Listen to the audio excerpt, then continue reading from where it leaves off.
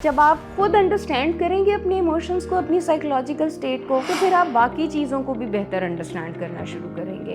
Contrary actually हम कर क्या रहे होते हैं, यहाँ पर बैठे कह रहे होते हैं ये सही हो जाए, ये ठीक हो जाए तो हमारे सारे मामला ठीक हो जाएंगे, जबकि ऐसा नहीं होता। और जब हमारी बॉडीली चेंजेस होती हैं तो हमारे बिहेवियर में भी अल्टीमेटली चेंज आता है और हमारी अप्रोच किसी टारगेट को अचीव करने के लिए उसी डायरेक्शन में चल पड़ती है। अगर आपके पास यकीन है, यकीन की दौलत है, तो यकीन जानिए आप कुछ भी कर सकते हैं दुनिया में। बिस्मिल्लाहिर्रहमानिर्रहीम, अस्सलाम वालेकुम। सबसे पहले मैं अपना छोटा सा इंट्रोडक्शन करवा देती हूँ। मेरा नाम डॉक्टर नाइमा हसन है। Currently I am associated with virtual university of Pakistan and I am working as assistant professor in psychology department. Plus मैं एक छोटी सी एनजीओ चलाती हूँ जो वीकेंड बेसिस पे सोसाइटी के कुछ लोगों की खैर करती है और उसके लिए हम अपनी कोशिश करते हैं कि लोगों की हेल्थ के हवाले से हम अपना जितना पार्ट प्ले कर सकते हैं हम कर सकें। इसके अलावा और भी बहुत कुछ छोटा छोटा चलता रहता है साथ साथ एक अच्छा contributing beneficial part of community बने रहने के लिए। आज के टॉपिक के हवाले से मुझे जब मिस मुआफिया ने कांटेक्ट किया और उन्होंने पूछा कि आप किस टॉपिक पे हमारे साथ सेशन करना चाहेंगी, तो स्ट्रेस मैनेजमेंट, बर्नआउट और पता नहीं क्या क्या, ये सब कुछ तो बहुत ज़्यादा बात हो चुकी है। तो मैंने पॉजिटिव इमोशंस को बहुत इम्पॉर्टेंट समझा कि इसके बारे में हम बात की जाए। इमोशनल इंटेलिजेंस पे आप लोगों ने बहुत सारी कंटेंट देखा होगा, यूट्यूब पे भी अवेलेबल है। मैंने देखा आप लोगों के इदारे में भी उस पे काम करवाया जा चुका है।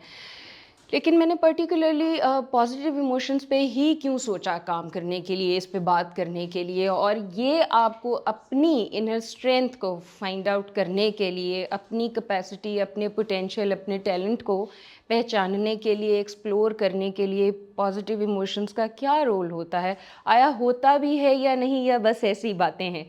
तो इस पे हम आज देखेंगे एक्चुअली पॉजिटिव इमोशंस का हमारी डेली लाइफ की डीलिंग में, हमारी हेल्थ में, हमारी वर्क लाइफ में, करियर में, पर्सनल लाइफ में बहुत बहुत बहुत इम्पॉर्टेंट रोल होता है।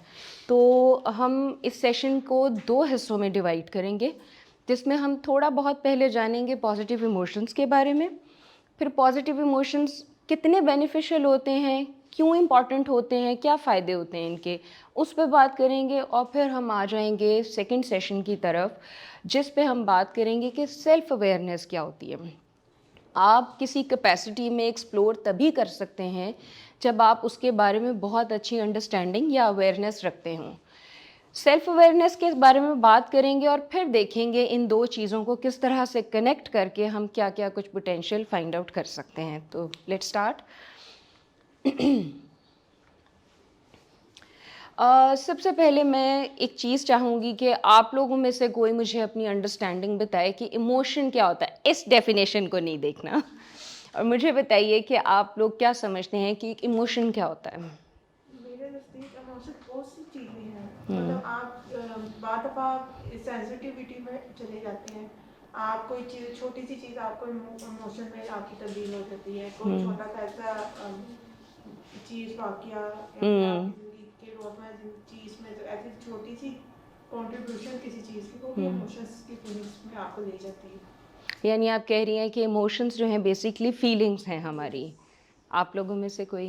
मैं मुझे लगता है इमोशंस ना दो चीज़ों की कनेक्टिविटी से आता है। एक आपका स्पेसिफिक स्टेट ऑफ माइंड और जो आप सोचते हैं किसी के बारे में या परसेप्शन लेते हैं, वो स्पेसिफिकली एक कोई लिविंग नॉन लिविंग दोनों चीज़ें हो सकती हैं, किसी इंसान के बारे में, किसी चीज़ के बारे में। उसके मुताबिक जब आप बिहेव करते हैं तो आपका स्टेट ऑफ माइंड, जब आपका बिहेवियर दोनों मिल जाता है, तो वो इमोशंस की आपकी फेस ब्यूटी वेदर नेगेटिव है या पॉजिटिव है, तो वो दोनों चीज़ें, नेगेटिव और पॉजिटिविटी में भी बड़ा एक मुझे लगता है कि वो बड़ा डायरेक्ट रिलेशनशिप है। कि किस नेगेटिव का मतलब doesn't mean all the time wrong चीज़ें, मतलब कि वो किसी की फेवरेबल और अनफेवरेबल की बात। यानी कि आप कह रहे हैं कि नेगेटिव इमोशन यूज़फुल भी हो सकता है। यस, ऐसा ही है, आप ये कहना चाह रहे हैं, बिल्कुल ठीक। इसके अलावा कोई और इससे डिफरेंट कोई डेफिनेशन देना चाहता हो? इमोशंस लफ्ज़ी मतलब इसका जज्बाती, जज़्बात है, बिल्कुल। और इसको आप आगे इसकी कैटेगरी जितनी मर्जी बना दें, एग्ज़ैक्टली। पॉजिटिव करनी है। यानी कि हम सबकी एक बेसिक अंडरस्टैंडिंग है कि इमोशन क्या होता है। बेसिकली इमोशन हम देखें तो एक आपकी full mind, body and behaviour engagement है, एक रिस्पॉन्स है to a particular stimuli. Stimuli में अब सिचुएशन भी आ सकती है, कोई ट्रिगर्ड बिहेवियर आ सकता है किसी का, कोई पर्सन आ सकता है।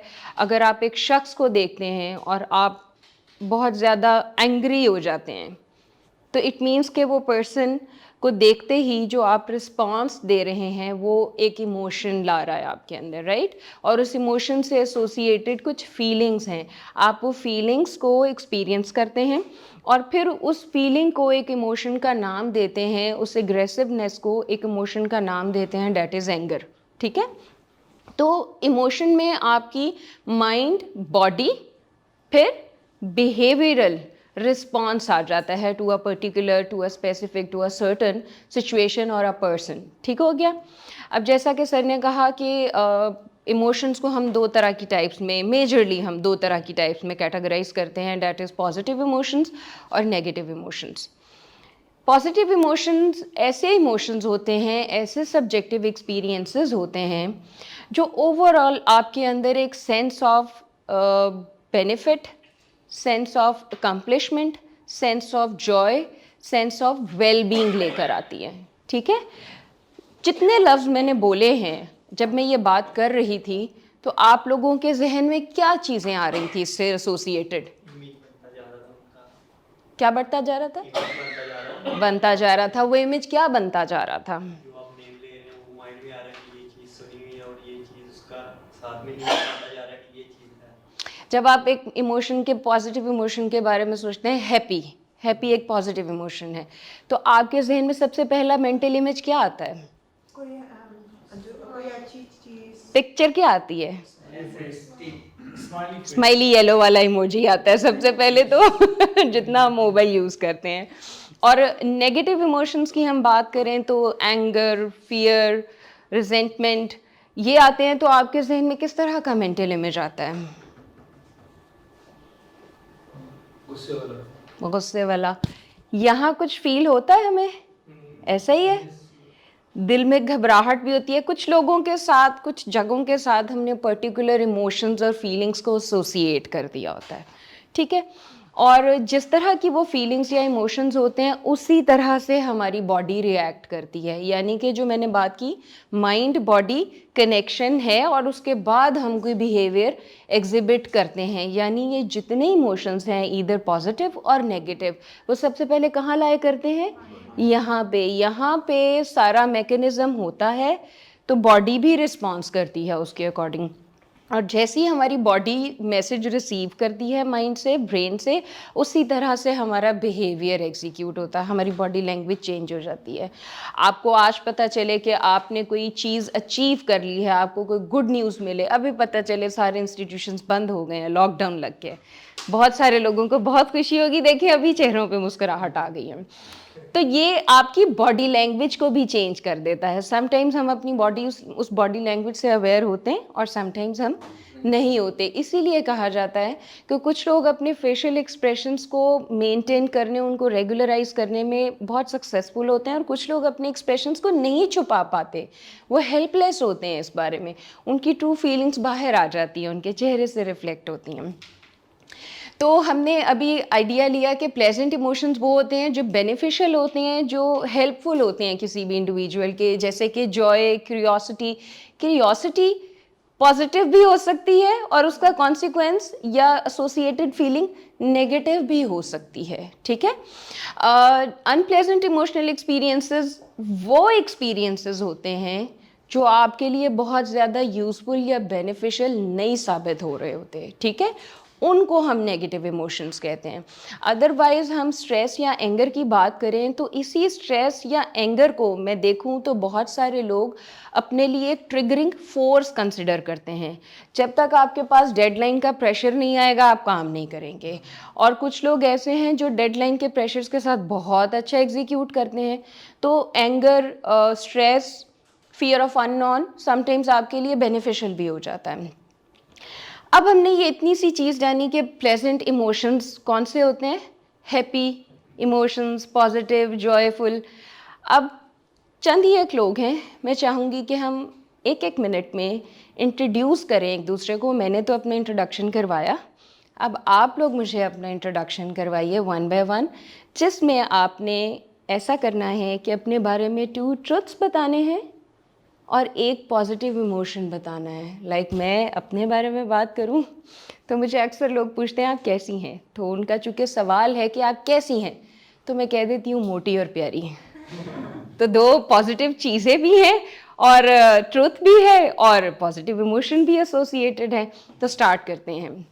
अपने आप को इंट्रोड्यूस कीजिए, जिसमें आपने अपने बारे में 2 ट्रुथ बताने हैं और एक पॉजिटिव इमोशन। बाकी सब के लिए, उधर वालों के लिए आसानी हो जाएगी जब तक बारी आएगी।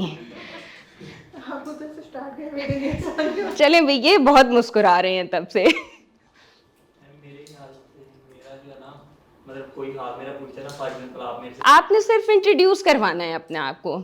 मेरा नाम डॉक्टर नाइमा हसन है, मैं मोटी और प्यारी हूँ। मेरा नाम मोहम्मद फैसल है और अल्हम्दुलिल्लाह ज़बरदस्त, मतलब जो रेगुलर मैं ट्रूथ तो एक बताया आपने, पॉजिटिव चीज़ आपने एक बता दी, एक ट्रूथ और बताना है आपने।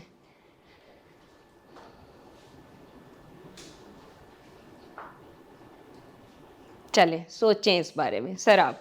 मैं काशिफ जुबान और थोड़ा एग्रेसिव हूँ और दूसरों से मिलके मतलब मैं अच्छा, मतलब मैं अपना दूसरे फील करके अच्छा महसूस करता हूँ दूसरों से। अस्सलाम वालेकुम मैम, मैं साथ सज्जाद हूँ, मैं अल्हम्दुलिल्लाह खुश हूँ और मैं लर्निंग को एंजॉय करता हूँ। मुझे अपनी मिसाल एंड पे देनी चाहिए थी। जी बेटे। My name is Sakib Rishi. I am kind and happy. अच्छा, सारे काइंड, हैप्पी, खुश, ज़बरदस्त, अल्हम्दुलिल्लाह हैं, कोई करता वर्ता कुछ नहीं है। एक ट्रूथ भी तो अपने बारे में ऐड करना है। एक तो ट्रूथ हो गया आपका नाम, दूसरा ट्रूथ भी तो कोई बताइए अपने बारे में। जी सर। मेरा नाम डॉक्टर शाहिद भट्टी है। I'm a family physician, this doctor, but sir आप तो अपनी फैमिली हैं। I would describe myself as a compassionate person. Right, I believe in fairness and I'm a family man. Great. जी sir. My name is Umair Sheikh और I do believe कि quality पे compromise नहीं होता, aggressive हूँ और हमेशा से लर्निंग एटीट्यूड में रहता हूँ। मुझे एज मैटर नहीं करती, मेरा एटीट्यूड मेरे लिए मैटर करता है कि मैं पॉजिटिव इमोशन, इसमें आप कौन सा एसोसिएट करेंगे? मैं लर्नर। Optimistic learner, right. जी सर। मेरा नाम तारिक है। मैं खूबसूरत हूँ और गुस्से वाला। Very good, very good. जी। मेरा नाम अनम आमिर है। मैं एक हाउसवाइफ हूँ एंड मैं एज अ मैनेजर भी जॉब कर रही हूँ। ठीक है, मैडम ने 3 ट्रूथ बताए हैं अपने बारे में, कुछ पॉजिटिव भी बताएं। मैं ये है कि मैं अग्रेसिव हूँ लिटिल बिट, लेकिन बहुत ज़्यादा इमोशनल भी हूँ। बहुत अच्छा, सारे अपनी नेगेटिव चीज़ें बता रहे हैं। मैंने तो सिंपल सा एक बेचारा मासूम सा पॉजिटिव इमोशन कहा था। इंट्रोडक्शन में इंट्रोड्यूस कीजिए। मुझे तो लगता है कि आप हैप्पी पर्सन हैं, स्माइलिंग फेस है आपका, ये भी एक ट्रूथ है। जी बेटे। मैम मेरा नाम हीरा नूरीन है और मैं एक ऑप्टिमिस्टिक पर्सन हूँ। और मैं हंसती मुस्कुराती रहती हूँ। जी। मैम मेरा नाम कमल एजाज है और I am good at writing. माशाल्लाह। उसके अलावा I am positive person. Great. मेरा नाम इज़्ज़त और अब मैं स्टार्टिंग में थी नहीं, एक इमोशन बताना है और 2 ट्रूथ बताने। ट्रुथ बताना है। इमोशन ये है कि मैं ज़रूरत से ज़्यादा केयरिंग हो जाती हूँ, पॉजिटिव वे में मैं इसको लूँगी, और 2 ट्रुथ बताने हैं। बहुत मुश्किल बात है। खातून के लिए स्पेशल। 2 ट्रुथ ये हैं कि मैं सम टाइम नेगेटिव हो जाती हूँ। जब मैं नेगेटिव लोगों की सराउंडिंग में होती हूँ, मैं अपनी पॉजिटिविटी को वहाँ बैलेंस नहीं कर पाती। एक तो ये ट्रुथ है। दूसरा ट्रुथ ये है कि मैं ओवर रिएक्ट कर देती हूँ। ठीक हो गया। अच्छा, आप लोगों ने एक चीज़ नोटिस की जब मैंने आप लोगों से एक सिंपल सा क्वेश्चन किया, ये हमने एक आइस ब्रेकिंग एक्टिविटी की कि आप लोगों ने 2 ट्रूथ बताने हैं अपने बारे में और एक पॉजिटिव इमोशन बताना है। ये रिफ्लेक्ट करता है कि हम किसी मैसेज को कितने अच्छे से रिसीव करते हैं, उसको प्रोसेस करते हैं, उसको कॉम्प्रिहेंड करते हैं और फिर रिएक्ट करते हैं। किसी एक कैंडिडेट ने ये भी कहा कि अपना नाम बताया और उसके बाद जब इन्होंने कहा कि एक ट्रूथ अपने बारे में और बताना है, तो हम सोच रहे हैं क्योंकि हम अपने बारे में बहुत ज़्यादा सेल्फ अवेयरनेस नहीं रखते, राइट? आप इंटरव्यूज़ में जाने का आप लोगों में से बहुत सारे लोगों का एक्सपीरियंस रहा होगा। वहाँ पे आपसे पूछा जाता है कि आपकी स्ट्रेंथ्स क्या हैं? तो कुछ लोग तो रट रटा के गए होते हैं कि ये बता देंगे और कुछ को नहीं पता होता वहाँ पे कि हमारी अपनी पर्सनल स्ट्रेंथ क्या है। और कुछ ऐसी कैटेगरी भी होती है जिनको अपनी स्ट्रेंथ्स का पता होता है लेकिन वो कहते हैं लोग क्या शौक हैं हमारे। ऐसा ही है। हमें वहाँ पर अगर ये क्वेश्चन हो जाए कि हमारी वीकनेसेस क्या हैं, हमें वो भी नहीं पता होंगी। तो ये एक पार्ट है जो हम आगे भी इंशाल्लाह एक्सप्लोर करेंगे कि सेल्फ अवेयरनेस किस तरह से बढ़ाई जा सकती है। अच्छा जी, पॉजिटिव इमोशंस के बारे में मैंने आपको ये बताया कि ये आपके लिए कितना बेनिफिशियल होता है। पॉजिटिव इमोशनल एक्सपीरियंसेस जो होते हैं आपके अंदर जॉय लेके आते हैं, हैप्पीनेस लेके आते हैं, कंटेंटमेंट लेकर आते हैं, सेंस ऑफ सेटिस्फैक्शन लेकर आते हैं। अगर वो ये चीज़ें नहीं लेकर आते तो समझ जाइए कि पॉजिटिव इमोशंस नहीं हैं या हम उनको अच्छे से प्रोसेस नहीं कर रहे हैं। समटाइम्स हम जब कोई एक चीज़ हमारी कोई तारीफ़ करता है, छोटे बच्चे अगर आप घर में देखें, घर में मेहमान आ जाते हैं, बच्चा तोते की आवाज़ निकालता है, हम उसे बुलाते हैं, बच्चे इधर आओ अंकल को तोते की आवाज़ निकाल के दिखाओ, तो बच्चा शाय होता है लेकिन वो ज़रा कॉन्फिडेंट हो तो वो निकाल भी देता है। बच्चों की तारीफ़ करते हैं तो बच्चे अक्सर क्या बिहेव करते हैं? ऐसे। क्यों? क्योंकि उनको उस अप्रिसिएशन को रिसीव भी नहीं करना आता। हम लोगों में से कितने लोगों को अप्रिसिएशन को रिसीव अच्छे से करना आता है, प्रोसेस करना आता है? जब वो अच्छे से रिसीव करना नहीं आता तो हम पॉजिटिव इमोशंस की जो फुल कैपेसिटी, फुल पावर है उसको एक्सपीरियंस ही नहीं करते। इसलिए हमारे यहाँ पे हम देखें तो बच्चे, आजकल माँओं की बहुत कंप्लेंट होती है कि पता नहीं आजकल के बच्चों को क्या चाहिए, इतना कुछ देते हैं, इनका सब कुछ पूरा करते हैं पर ये खुश नहीं होते क्योंकि बच्चे उस एक्सपीरियंस को फुली लिव नहीं कर रहे होते, पॉजिटिव इमोशंस को पूरी तरह से नहीं समझ पा रहे होते, उस मोमेंट को नहीं एक्सपीरियंस कर पा रहे होते। जो पॉजिटिव इमोशंस होते हैं ये आपकी ओवरऑल वेलबींग में, आपकी हेल्थ के लिए बहुत ज़्यादा बेनिफिशियल होते हैं। वो क्यों होते हैं? इमोशंस है ना, आपकी हेल्थ पे किस तरह से इफ़ेक्ट होते हैं। एक छोटी सी आपको मिसाल दूंगी। ये कुछ पॉजिटिव इमोशंस हैं, ये कुछ नेगेटिव इमोशंस हैं। इनमें हम डिफ्रेंशिएट कर सकते हैं इनमें से कितने लोग हैं जो इन सारे इमोशंस में से गुजर चुके हैं। किसने इन तमाम इमोशंस को एक्सपीरियंस किया हुआ है अब तक? तमाम इमोशंस को? ठीक है, कोई ऐसा इमोशन है आप लोगों में से जो बता सके जिसने अब तक नहीं इसको एक्सपीरियंस किया?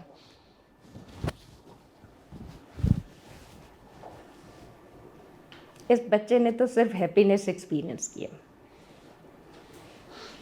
Be like that. एम्पैथी हम कब एक्सपीरियंस करते हैं? एम्पैथी होती क्या है? जब कोई शख्स है उसमें तकलीफ में है तो उसमें उसके साथ ही रोना धोना शुरू नहीं कर देना, बल्कि उसको काम डाउन करना है, कोई बात नहीं, ओके ये चीज़। आपकी क्या अंडरस्टैंडिंग है एम्पैथी की?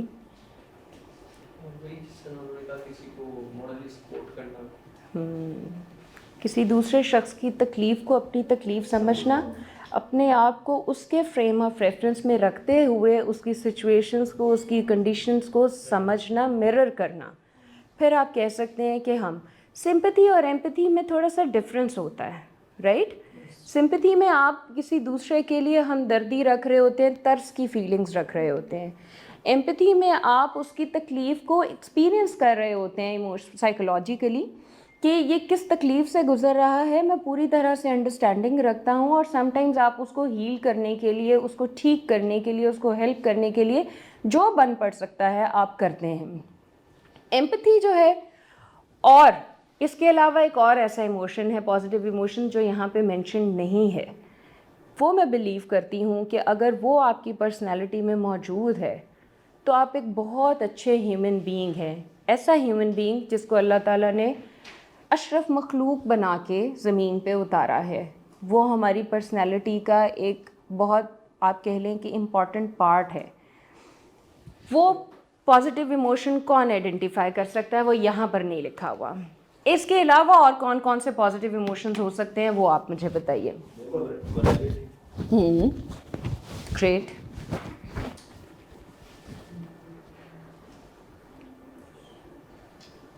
कोई और बता सकते हैं इसके अलावा और कौन कौन से पॉजिटिव इमोशंस होते हैं? Contentment. Acceptance. Exactly, good. Unconditional positive regard. जब हम किसी को अनकंडीशनल रिगार्ड देते हैं, अनकंडीशनल पॉजिटिव रिगार्ड देते हैं, तो वो जितना बेनिफिशियल रिसीवर के लिए होता है उतना ही ज़्यादा बेनिफिशियल, बल्कि उससे कहीं ज़्यादा बेनिफिशियल गिवर के लिए भी होता है।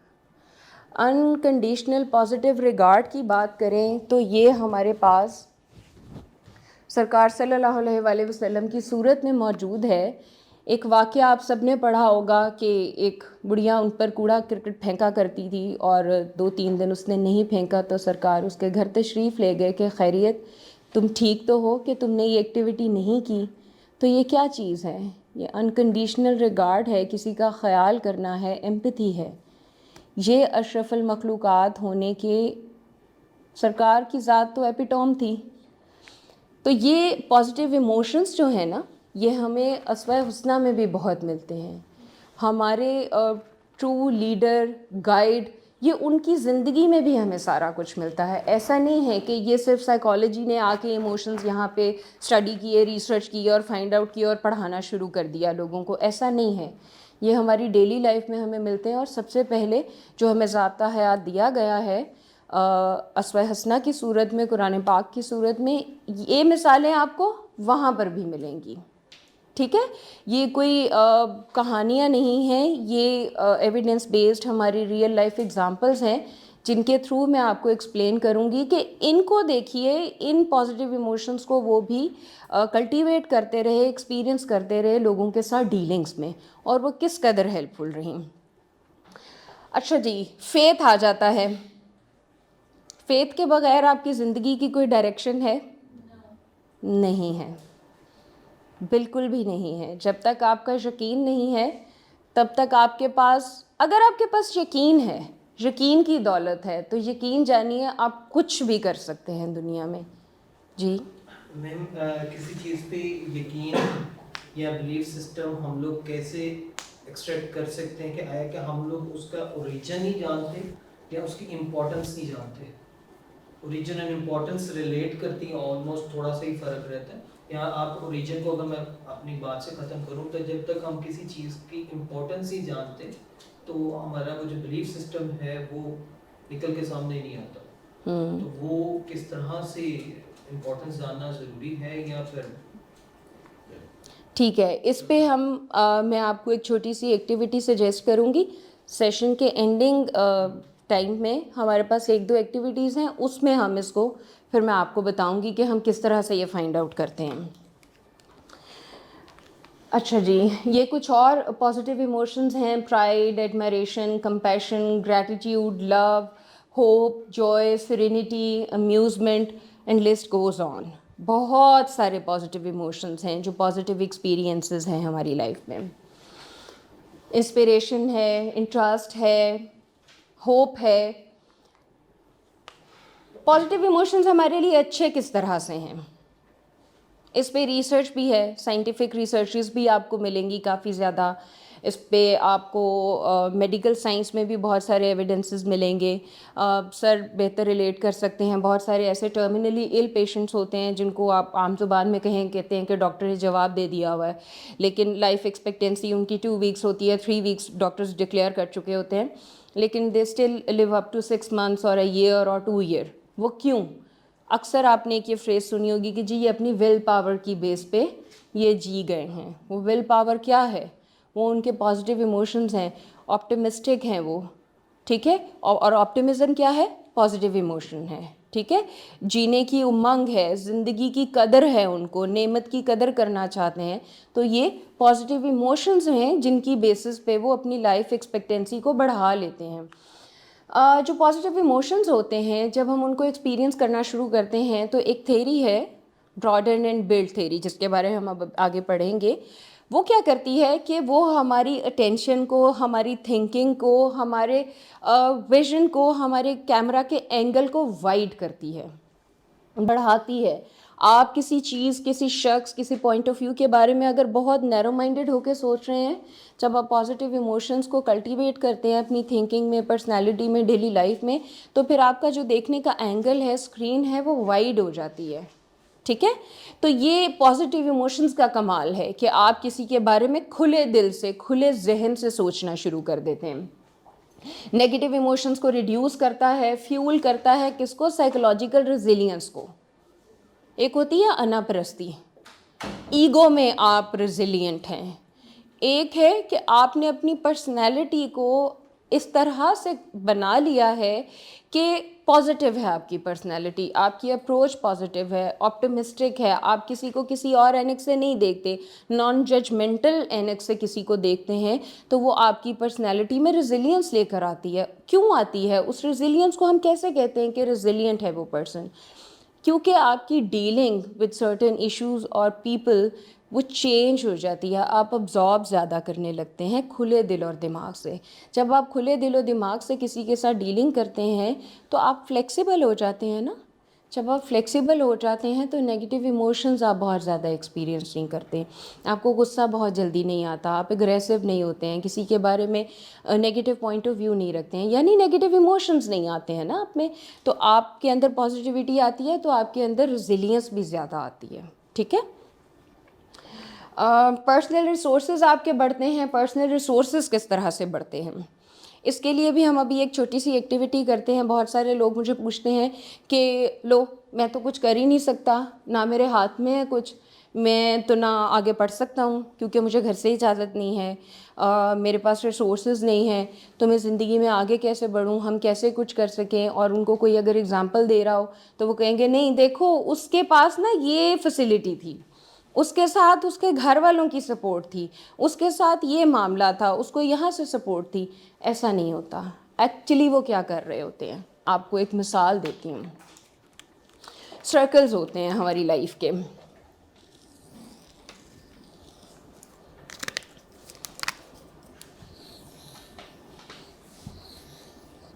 ये आप हैं, ठीक है, ये आप हैं और ये आपका इनर सर्कल है। ये वो चीज़ें हैं जिस पे इसके अंदर वो लोग आते हैं, वो सिचुएशंस आती हैं जो आपके अपनी ज़ाती दायरा इख्तियार में हैं। जो यहाँ पर लोग, चीज़ें, सिचुएशंस, रिसोर्सेज लाए करते हैं, इस पे आपका पूरा पूरा कंट्रोल है। क्या हम आइडेंटिफाई कर सकते हैं कि इसके अंदर क्या क्या आ सकता है? फैमिली, आपकी एजुकेशन, इसको हम कहते हैं सर्कल ऑफ कंट्रोल। ठीक है, इसको हम कहते हैं सर्कल ऑफ इन्फ्लुएंस, और इसमें फिर एवरीवन एल्स आ जाता है। ठीक है, इसमें ओवरऑल सोसाइटी आ जाती है। सर्कल ऑफ कंट्रोल जो होता है ना, ये हमेशा आपके अपने हाथ में होता है। अगर आप ऑप्टिमिस्टिक अप्रोच के साथ सोचें अभी इस वक्त, तो आप लोगों से मैं चाहूँगी कि आप लोग अपने अपने पेपर्स पे ये circle of control, circle of influence और सर्कल ऑफ फॉर एवरीवन ये ड्रॉ कीजिए और इस सर्कल ऑफ कंट्रोल में अभी लिखिए कि आपके अपने कंट्रोल में क्या क्या है। मैं आप लोगों को प्रॉम्प्ट्स देती हूँ जो आपको हेल्प करेगा और आज आपको पता चलेगा कि आप खुद कितने एम्पावर्ड हैं। सर्कल ऑफ कंट्रोल में हमारे पास ये आता है कि हम अपनी थिंकिंग को खुद चेंज कर सकें। जो आपका दिमाग तकरीबी कार्रवाइयाँ और तामीरी कार्रवाइयाँ करता है सोचों के थ्रू, वो हमारे अपने इख्तियार में है, वो तो कोई और नहीं चेंज करता आके। पॉजिटिव सोचना है या नेगेटिव सोचना है किसी सिचुएशन के नतीजे में, ये आपके अपने इख्तियार में। लिखिए इसको।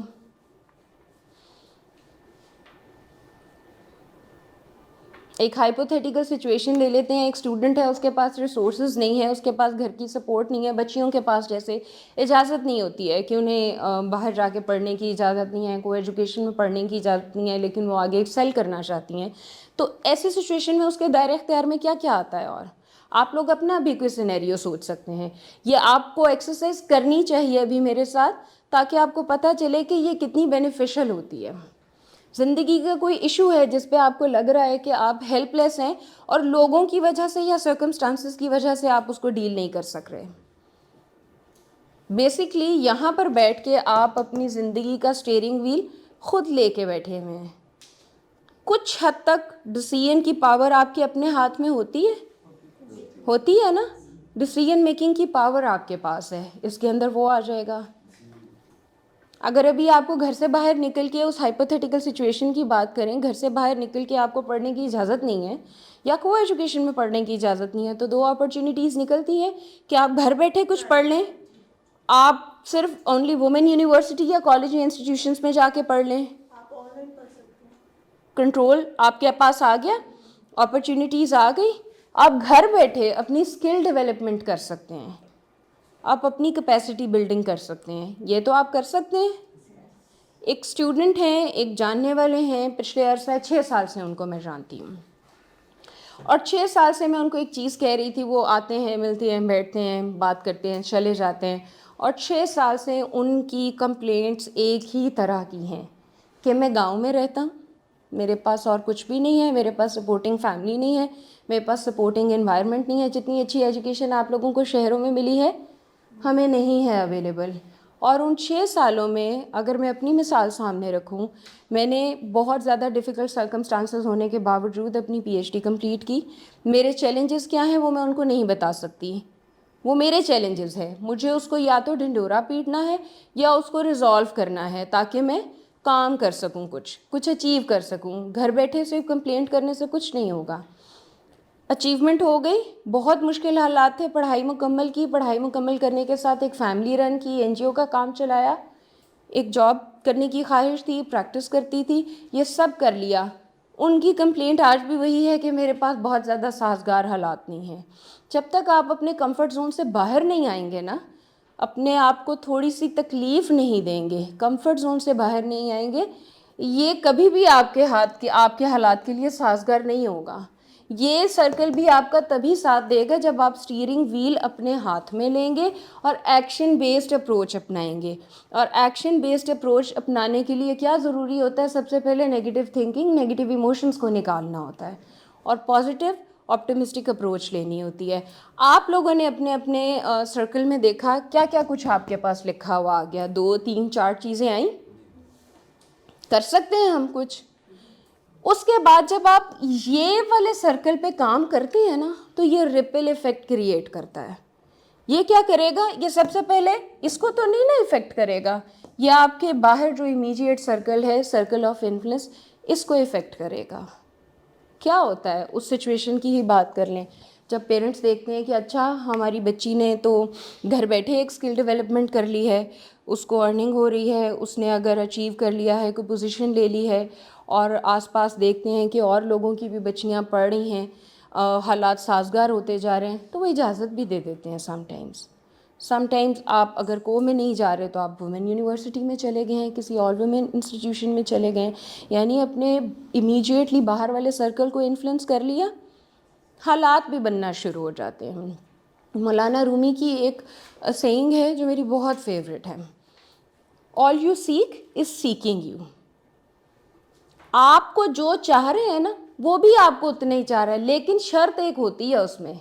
वो क्या शर्त होती है? कि पहला स्टेप आपने उठाना है। जब तक आप पहला स्टेप नहीं उठाते हैं ना, चीज़ें आपके लिए कभी साजगार नहीं होती हैं। अल्लाह ताला ने अशरफुल मखलूक़ात बनाया ना आपको, तो तस्खीर करने के लिए कहा है, आपको कोशिश करने के लिए कहा है। और अल्लाह ताला की अशरफ मखलूक क्या कर रही है? घर बैठे सिर्फ कंप्लेंट कर रही है। तो हमें कुछ करना पड़ेगा उसके लिए। पहला कदम आपको उठाना है। जब आप पहला कदम अपने सर्कल ऑफ कंट्रोल से उठाते हैं तो रिपल इफेक्ट होता है, वो आपके इस सर्कल को इन्फ्लुएंस करता है और फिर वो आहिस्ता आहिस्ता इस सर्कल को इन्फ्लुएंस करता है। इन कॉन्ट्रारी एक्चुअली हम कर क्या रहे होते हैं, यहाँ पर बैठे कह रहे होते हैं ये सही हो जाए, ये ठीक हो जाए तो हमारे सारे मामला ठीक हो जाएंगे, जबकि ऐसा नहीं होता। आपको अपनी ज़ात से शुरू करना होता है सबसे पहले। तो ज़ात को ठीक करने के लिए बेसिक अंदर की मशीनरी आपको ठीक करनी है, पॉजिटिव इमोशंस एक्सपीरियंस करने हैं। इसलिए पॉजिटिव इमोशंस आपके पर्सनल रिसोर्सेज को बढ़ाता है। पॉजिटिव इमोशंस जो होते हैं, छोटी सी एक बात कर लेते हैं कि आपके हेल्थ पे किस तरह इफ़ेक्ट करते हैं। आप लोगों को माफ़ करते हैं। जब किसी ने आपके साथ बहुत ज़्यादती की, कभी किसी ने सोचा कि ये जो सूफिया कराम, औलिया कराम, अम्बिया कराम लोगों को माफ़ क्यों कर देते थे? अल्लाह ताला की रज़ा के लिए। मुझे तो लगता है सारे माशाल्लाह एक्सपीरियंस करते थे इस चीज़ को, फॉरगिवनेस को, कि फॉरगिवनेस के बहुत अच्छे अच्छे इफ़ेक्ट्स हैं। सर आप रिलेट कर सकते हैं कि ये हमारे अंदर जब हम फॉरगिवनेस को एक्सपीरियंस करते हैं, लोगों को फॉरगिव करते हैं, तो हम अल्टीमेट एक्सपीरियंस करते हैं हैप्पीनेस का। हमारे अंदर हैप्पी हार्मोन्स रिलीज़ होते हैं, ऐसे ही हमें हैप्पी हार्मोन्स रिलीज़ होते हैं। जब हैप्पी हार्मोन्स रिलीज़ होते हैं तो हमारी बॉडी की फिजियोलॉजी, हमारी जो न्यूरोट्रांसमीटर्स हैं, वो हमारी बॉडी में कुछ हार्मोनल चेंजेस लेकर आते हैं। हार्मोनल चेंजेस से हमारी बॉडीली चेंजेस होती हैं, और जब हमारी बॉडीली चेंजेस होती हैं तो हमारे बिहेवियर में भी अल्टीमेटली चेंज आता है, और हमारी अप्रोच किसी टारगेट को अचीव करने के लिए उसी डायरेक्शन में चल पड़ती है। इसलिए एक और छोटी सी एग्जांपल लेते हैं। इसी तरह से हेल्थ का भी रोल है पॉजिटिव इमोशंस को एक्सपीरियंस करने के लिए। ये वाइस वर्सा है, रेसिप्रोकल रिलेशनशिप है इनका। अगर आप अपनी हेल्थ का ख्याल नहीं रखते हैं तो आपका मूड डिस्टर्ब होगा, आपके मूड डिस्टर्ब होंगे, आपकी फीलिंग्स डिस्टर्ब होंगी और आपके इमोशंस भी डिस्टर्ब होंगे। फॉर एग्ज़ाम्पल, अगर आप नींद, एक क्वालिटी स्लीप जो आपको सजेस्ट की गई है, अल्लाह ताला ने रात का वक्त बनाया सोने के लिए, हम नहीं सोते हैं। हम एक दिन नहीं सोते, 2 दिन नहीं सोते, तीसरे दिन हमारी नींद इतनी डिस्टर्ब होती है कि वो सबसे पहले किस पे इफ़ेक्ट होती है? आपकी फ़िज़िकल हेल्थ पे तो होती है, लेकिन पहले वो आपकी इमोशनल साइकोलॉजिकल वेलबींग पे इफ़ेक्ट करती है। सबसे पहले आपका मूड ख़राब होता है, आपको मूड स्विंग्स होते हैं जब आप सोते नहीं हैं, प्रॉपर नींद नहीं लेते हैं। क्वालिटी ऑफ स्लीप आपकी अगर ख़राब है तो भी आपके मूड स्विंग्स आएंगे, मूड ख़राब होगा। तो ये एक रेसिप्रोकल रिलेशनशिप है, ठीक है। तो अपनी हेल्थ का ख्याल रखना पॉजिटिव इमोशंस को एक्सपीरियंस करने के लिए ज़रूरी है। और पॉजिटिव इमोशंस अगर आप कल्टीवेट करते हैं अपनी पर्सनैलिटी में, अपनी थिंकिंग में, तो आपकी हेल्थ पे ये अच्छा इफ़ेक्ट डालते हैं, जो हमने पहले एक टर्मिनली इल पेशेंट की एग्जांपल से देखा। प्रॉटन एंड बिल्ड थ्योरी कहती है कि जब आप पॉजिटिव इमोशंस को एक्सपीरियंस करते हैं तो ये आपकी अटेंशन को, आपकी थिंकिंग को, आपकी फोकस करने की कैपेसिटी को, ऑप्टिमिज्म को ब्रॉड करती है। जब ये एक्सपीरियंसेस आपकी लाइफ में ट्रेड्स ब्रॉड होते हैं ना, तो फिर आप इनकी बेसिस पे कुछ बिल्ड करना शुरू करते हैं। आप ऑप्टिमिस्टिक होते हैं तो क्या बिल्ड होता है? आप अपॉर्चुनिटीज़ देखना शुरू करते हैं, राइट। तो ब्रॉड किया पॉजिटिव इमोशंस ने आपके विजन को, आपकी पर्सनालिटी ट्रेट्स को, तो उस पर आपने क्या बिल्ड किया? आप अपॉर्चुनिटीज़ देखना शुरू करते हैं। You see good in everyone, ठीक है। आपका एंगल देखने का वाइडर हो जाता है। फिर क्या होता है उससे एक अपवर्ड स्पाइरल बनता है। अपवर्ड स्पाइरल में अगर आप देखें तो ये आपका पहले नैरो विजन था। जब आपने पॉजिटिव इमोशंस को एक्सपीरियंस करना शुरू किया तो एक अपवर्ड स्पाइरल बनता है। इस दौरान आपके ये विजन, अटेंशन आपका ब्रॉड हो रहा है और कनेक्शंस बिल्ड हो रहे हैं। ऑब्वियसली जब आप पॉजिटिव एक अप्रोच रखते हैं, आप एक स्माइली फेस रखते हैं, लोगों को अनकंडीशनल रिगार्ड देते हैं, एम्पैथी रखते हैं, तो लोग आपसे बात करना चाहते हैं, आप लोगों से कम्युनिकेट करते हैं, आइसोलेट नहीं रहते। तो क्या होता है? सबसे पहले सोशल कनेक्शंस बनते हैं। ऐसे ही है, सोशल कनेक्शंस बनते हैं तो अपॉर्चुनिटीज़ का पता चलता है आपको, नए नए रिसोर्सेज का पता चलता है आपको, तो इसलिए पॉजिटिव अप्रोच रखना लाइफ में आपके लिए सक्सेसफुल होने में कितना फ़ायदेमंद है। ये चीज़ें हमने अभी डिस्कस की कि ये अपॉर्चुनिटी मैग्नेट है। पॉजिटिव इमोशंस का एक्सपीरियंस हमारे लिए अपॉर्चुनिटी मैग्नेट है। जैसा हमने कहा कि सर्कल ऑफ कंट्रोल में जब आप चेंजेस लाते हैं तो बाकी चीज़ें खुद ही इन्फ्लुएंस होके ठीक होना शुरू हो जाती हैं। अब आते हैं हम एक सेकंड स्टेप की तरफ अपने सेशन के सेल्फ डिस्कवरी के जर्नी पे जाते हैं। तो उसमें सबसे पहला स्टेप है कि सेल्फ अवेयरनेस क्या होती है। क्या होती है सेल्फ अवेयरनेस, कोई बताएगा? सेल्फ अवेयरनेस क्या होता है? जो पोटेंशियल है, जो सलाहियत है, उनका पता होना आपको। ठीक है सर, आप कुछ? I would say simply knowing your weaknesses and your strengths, and having the will to work on those in a constructive way. Self awareness में आपको क्या लगता है कि सिर्फ हमारी स्ट्रेंथ्स और वीकनेसेस से अवेयर होना ही आता है सिर्फ? And your vulnerability also. Know what sort of vulnerabilities you have. Self awareness या सेल्फ एक्सप्लोरेशन की जब हम बात करते हैं ना, हम अपने टैलेंट्स की, अपने पोटेंशियल को देखना चाहते हैं। तो मैंने एक इंट्रोडक्शन के लिए आप लोगों को कहा कि अपना इंट्रोडक्शन करवाइए। जब मैंने बता दिया कि एक पॉजिटिव इमोशन एसोसिएट करना है तो सबने पॉजिटिव इमोशन बताना शुरू कर दिया। जब मैंने बताया कि ट्रूथ भी बताना है तो अपने नाम के अलावा किसी ने ट्रूथ नहीं बताया। यानी कि जो सेल्फ अवेयरनेस के कंप्लीट कंपोनेंट्स हैं वो ही नहीं, हम उसी से हम पूरी तरह से अवेयर नहीं हैं। आपकी जो पर्सनल फीलिंग्स होती हैं, जो आपकी इमोशनल स्टेट्स होती हैं, आपकी overall emotional, psychological, personal approach है, आप उसी के बारे में ही नहीं अवेयर हैं, तो फिर आपको कंप्लीट अवेयरनेस नहीं है। ठीक है? जब कोई प्रॉब्लम होती है, कोई पेशेंट जाता है डॉक्टर के पास, तो वो राइट अवे जाते ही सिर्फ उसको मेडिसिन, इलाज, ट्रीटमेंट देना शुरू कर देता है, या वो पहले कोई डायग्नोस करता है? डायग्नोस करता है, पेशेंट को बताता है कि ये प्रॉब्लमेटिक एरिया है आपकी इस वक्त बॉडी में, और फिर उसके अकॉर्डिंगली उसको ट्रीट किया जाता है। ऐसे ही है। तो इसीलिए जब हमें सेल्फ अवेयरनेस चाहिए तो हमें उसके कंप्लीट कंपोनेंट्स के बारे में भी अवेयर होना चाहिए। समटाइम्स हम किसी सिचुएशन से गुजर रहे होते हैं लेकिन हम लाइल्म होते हैं कि हमारी इंटरनल इमोशनल स्टेट क्या है इस वक्त, हम किन इमोशंस से गुजर रहे हैं। समटाइम्स हम एक्सप्लेन नहीं कर पाते, क्या हुआ है, चेहरे पे लिखा हुआ है लेकिन कुछ नहीं। ये एक्सटेंडेड हमारे पास रिप्लाई होता है, कुछ नहीं। यंगस्टर्स का आजकल ये बहुत इशू है, इसलिए बच्चे हंस रहे हैं कि कुछ नहीं, क्योंकि कंफ्यूज्ड हैं, आप खुद कंफ्यूज्ड हैं, क्लैरिटी नहीं है हमारे बताने में। तो इस पे थोड़ी सी बात करें कि अपने इमोशंस को सबसे पहले आप अच्छे से एक्सप्लेन करना सीखें।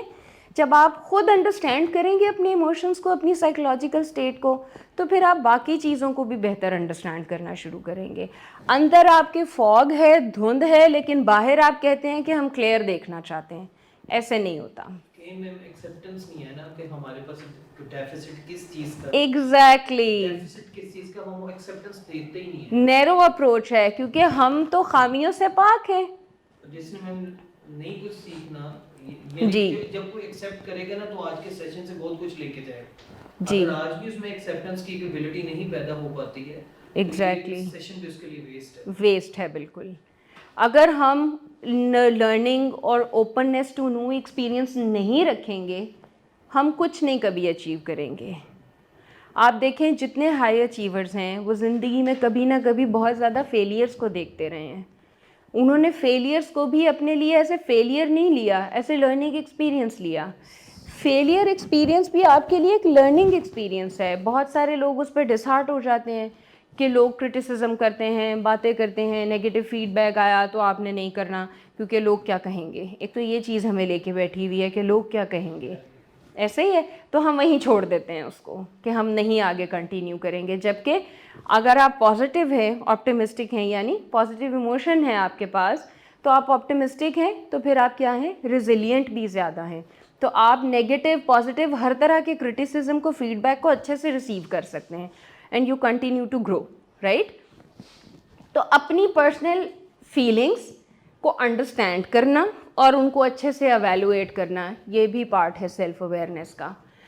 उनको अच्छे से एक्नॉलेज और एक्सेप्ट करना, मुझ में कुछ खामियां हैं जिनकी मैंने असेसमेंट की है और मुझे पता है कि वो क्या ख़राबी है और मुझे उस पर काम करना है और मैं कर रही हूँ, ठीक है। ऐसा नहीं है कि एक रात में वो ठीक हो जाएंगे। कुछ फिज़िकल वर्ल्ड के इश्यूज़ हैं, कुछ मेरी कैपेसिटी बिल्डिंग के इश्यूज़ हैं, कुछ मेरे इमोशनल इश्यूज़ हैं जो मुझे लगता है कि प्रॉब्लमेटिक एरियाज़ हैं, इस पर मुझे काम करना चाहिए। आप सबके कोई ना कोई प्रॉब्लमेटिक एरियाज़ होंगे, नोबडी इज़ परफेक्ट। तो उनको एवेलुएट करें और उस पर काम करना शुरू करें। इर्द गिर्द में क्या हो रहा है, कोई आपको क्या टैग कर रहा है, कोई किस तरह से टैग कर रहा है, बिल्कुल परवाह ना कीजिए, राइट। उन फीलिंग्स को, उन स्टेट्स को एक्नॉलेज करना और एक्सेप्ट करना भी पार्ट है सेल्फ अवेयरनेस का।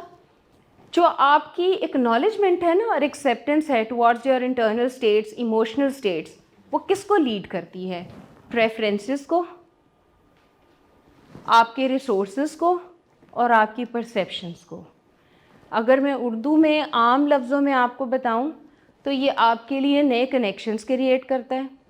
आपकी इमोशनल स्टेट, आपकी प्रेफरेंसेस जो है ना, ये आपकी सोहबत को डिटर्मिन करती हैं। आप ज़िंदगी में क्या चाहते हैं? आप पॉजिटिव हैं तो आप पॉजिटिव लोगों की सोहबत में उठना बैठना शुरू कीजिए। वो आपकी साइकोलॉजिकल स्टेट, अप्रोच पे, ओवरऑल लाइफ की अप्रोच पे डिफरेंट इम्पैक्ट रखेगा। ये आपके रिसोर्सेज पे भी इफ़ेक्ट करेगा। अगर आपको खुद ही नहीं पता तो आप कैसे डिसाइड करेंगे कि आपको किस सोहबत में बैठना है और किस सोहबत में नहीं बैठना? आप तो बस जिधर जो मौका मिला उधर जाके बैठ गए, या जिसने जिधर गाइड किया उधर ही गाइड हो गए, ऐसा ही है। तो अपनी इमोशनल स्टेट्स, अपनी टेंडेंसीज, अपनी फीलिंग्स को पहले अंडरस्टैंड करें, उनको एवेलुएट करें और फिर उनको एक्सेप्ट करें कि हाँ ऐसा है। उससे क्या फ़ायदा होगा? आपको पता चलेगा कि हाँ मैं ऐसे, मुझ में टेंडेंसी है, अगर मैं इस सिचुएशन में बैठूं, इस सर्टन स्पेसिफिक लोगों के साथ में बैठूं तो कॉन्फ्लिक्ट हो जाएगा और मुझे पता है अभी मेरी इमोशनल स्टेट इतनी स्ट्रेंथन नहीं है कि मैं इतना क्रिटिसिज्म बर्दाश्त कर सकूं या ऐसी नेगेटिव अप्रोच देख सकूं, तो मुझे यहाँ भी कुछ अरसे के लिए नहीं बैठना चाहिए या नहीं जाना चाहिए। तो आप अवॉइड करते हैं for to those certain people और सर्टन सिचुएशंस को, ऐसा ही है। अगर आप ये नहीं करेंगे तो आप रोज़ मुंह उठा के उन लोगों के पास भी चले जाएंगे, उन सिचुएशंस में भी चले जाएंगे और बेहतरी कहीं नहीं आएगी। सेल्फ अवेयरनेस के लिए आपको इमोशनल अवेयरनेस होना बहुत ज़रूरी है। ये 3 कॉम्पिटेंसीज हैं जो आपके सेल्फ अवेयरनेस के जर्नी में मैंडेटरी हैं। अगर आपको अपनी इमोशनल अवेयरनेस है और उसको आप एक्यूरेटली अपनी सेल्फ असेसमेंट कर सकते हैं तो आपके अंदर सेल्फ कॉन्फिडेंस भी आएगा। जब हमें पता ही नहीं है और अंधाधुंध डायरेक्ट हम सेल्फ कॉन्फिडेंस पे छलांग लगाएंगे तो बहुत सारे ब्लंडर्स भी हो सकते हैं। तो सबसे पहले अपनी इमोशनल असेसमेंट करें, इमोशनल अवेयरनेस लेकर आएँ और फिर उसकी सेल्फ असेसमेंट करें एक्यूरेट, और फिर कोई स्टेप लीजिए, ठीक है। मैस्लो की हायरार्की का बहुत सारे लोगों को आइडिया होगा। मैस्लो एक साइकोलॉजिस्ट था, उसने एक हायरार्की दी थी कि ह्यूमन बींग्स की कुछ नीड्स होती हैं, ठीक है।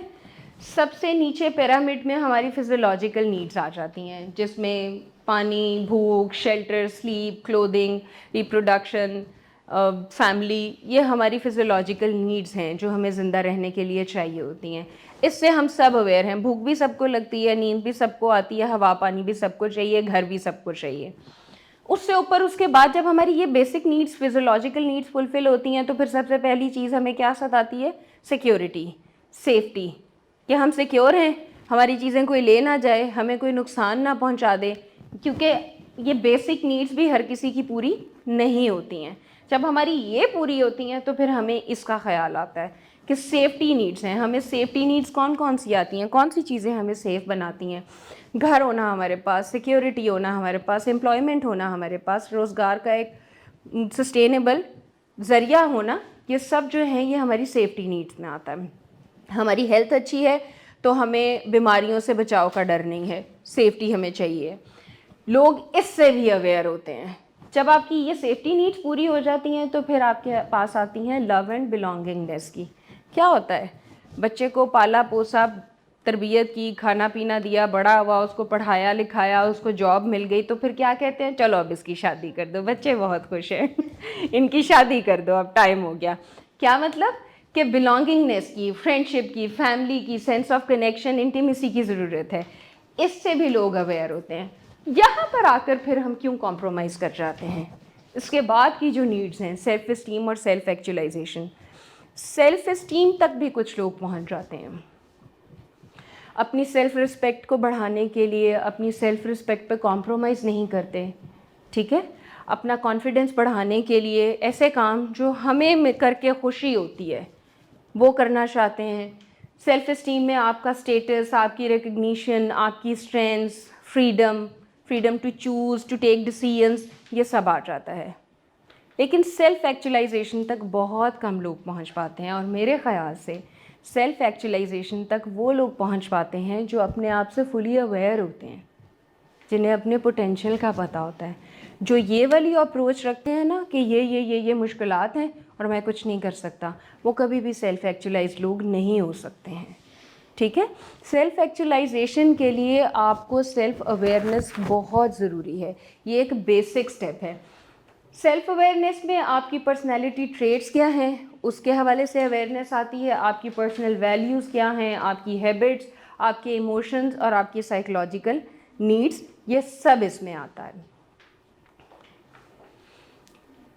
अब हम देखते हैं कि जो सेल्फ अवेयरनेस है इसको बढ़ाने के लिए हम किस तरह से इसको एक्सपीरियंस किया जा सकता है, इस पे एक छोटी सी एक्टिविटी करते हैं। हम NLP में एक ये बहुत अच्छी टेक्निक है, इसको जितना ज़्यादा प्रैक्टिस करते हैं उतना ज़्यादा ये बेनिफिशियल होती है। ये जोसेफ और हैरी, दो अमेरिकन साइकोलॉजिस्ट थे जिन्होंने ये टेक्निक इंट्रोड्यूस करवाई थी। जैसा कि यहाँ पे मेंशन भी किया हुआ है कि ये टेक्निक बहुत ही सिंपल है, बहुत ही अंडरस्टैंडिंग है, सिस्टमेटिक है, तो हेल्प करती है आपको सेल्फ अवेयरनेस में, पर्सनल डेवलपमेंट में, इम्प्रूविंग कम्युनिकेशंस में, ग्रुप डायनामिक्स में, इंटरपर्सनल और इंटर ग्रुप रिलेशनशिप्स में। पर्सनली मुझे ये टेक्निक मैंने ख़ुद भी एक्सपीरियंस की है, मल्टीपल टाइम्स की है, और उसने मुझे बहुत हेल्प की है। आज भी जब कोई कॉन्फ्लिक्ट या इशू आता है जो मुझे लगता है रिजॉल्व नहीं हो पा रहा, तो मैं वापस इस टेक्निक पे आती हूँ और देखती हूँ कि कहीं ख़राबी दूसरे एंड पे नहीं, मेरे एंड से ही तो नहीं है। पहले मैं वो चेक करती हूँ, उसको एक्सपैंड करती हूँ विंडो को, और फिर उसके बाद इशू को रिजॉल्व करने की कोशिश करती हूँ। तो इस पे आप लोगों से भी मैं थोड़ा सा कोऑपरेशन चाहूँगी कि आप लोग अपने पेपर्स पे ये ड्रॉ कीजिए। लिखना आपने इसमें से कुछ भी नहीं है, एक विंडो हम बनाएं। बेसिकली इस टेक्निक का जो बेसिक आइडिया था, जो हमारी पर्सनैलिटी है, इमोशनल स्टेट्स हैं, हमारे जो टैलेंट्स हैं, ये बेसिकली 4 खानों में बटे हुए हैं। 4 खाने कौन से हैं? खिड़की होती है ना जिसके 4 सेक्शंस होते हैं। एक सेक्शन ऐसा है जिससे दूसरे भी वाकिफ़ हैं और मैं ख़ुद भी वाकिफ़ हूँ। बहुत सारी चीज़ें होती हैं जिनसे हम ख़ुद भी वाकिफ़ होते हैं और दूसरे भी वाकिफ़ होते हैं। हमारी फ़िज़िकल स्टेट्स आ जाती हैं, हमारी फाइनेंशियल स्टेट्स कुछ हद तक, हमारी जेंडर है, मैं फ़ीमेल हूँ, ये मुझे भी पता है, ये सबको पता है। मेरी एजुकेशन क्या है, ये मुझे भी पता है, ये बाकी लोगों को भी पता है, ठीक है। हमारी एथनिसिटी क्या है, ये मुझे भी पता है, ये दूसरों को भी पता है। दूसरा कॉर्नर आता है जो कि दूसरों को नहीं पता लेकिन मुझे ख़ुद को पता है। इसी तरह तीसरी विंडो है जो कि मुझे पता है, दूसरों को नहीं पता, उस वाली में दूसरों को पता है, मुझे नहीं पता। और लास्ट में कुछ ऐसे सेक्शंस हैं जो मुझे भी नहीं मालूम और दूसरों को भी नहीं मालूम। मैं इस पे आपको गाइड करूँगी कि इसमें क्या क्या चीज़ें आती हैं, लेकिन मैं चाहती हूँ कि पहले आप लोग खुद इसको ड्रॉ करें विंडो को, और उसमें लिखें कि आपकी लाइफ के कौन कौन से एस्पेक्ट्स हैं या ट्रेड्स हैं या आपकी पर्सनैलिटी की चीज़ें हैं, आपकी थिंकिंग है, आपकी अप्रोच है, मामलात हैं आपकी ज़िंदगी के जो आपको ख़ुद भी पता है और दूसरों को भी पता है। कुछ ऐसे हैं जो दूसरों को पता है लेकिन मुझे नहीं पता। थोड़ी सी ब्रेनस्टॉर्मिंग कीजिए, 5 मिनट्स की हम ये एक्टिविटी करते हैं। और आपने इन 4 खानों में चीज़ें लिखनी हैं, फिर हम डिस्कस करेंगे।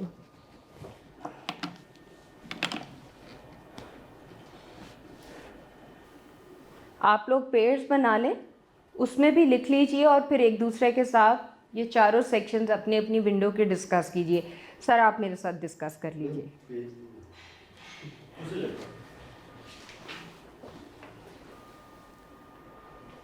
ब्लाइंड में क्या है? Known to others but known to last line में ब्लाइंड, अननोन से ब्लाइंड। ब्लाइंड, हम ब्लाइंड है ना कि हमें अपनी चीज़ नहीं पता लेकिन दूसरों को पता है हमारे बारे में। वो क्या हो सकती हैं? मैम जब हमें ये पता चल जाएगा कि दूसरों को हमारे बारे में कुछ पता है, इसका मतलब सब कुछ ही पता है। मतलब हम लोग कहने का मतलब ब्लाइंड नॉन टू अदर्स, हम यहाँ पे हमें खुद नहीं पता, हम पार्शली ब्लाइंड हैं, हम अपनी वो चीज़ नहीं देख पा रहे। फिर ये साइकोलॉजी इफेक्ट आपने ना एक बड़ा अच्छा बना दिया। कुछ होती हैं चीज़ें, होती हैं, एग्जिस्ट करती हैं, मैं भी आगे बताऊंगी, लेकिन पहले मैं आप लोगों का पॉइंट ऑफ व्यू देखना चाहूँगी।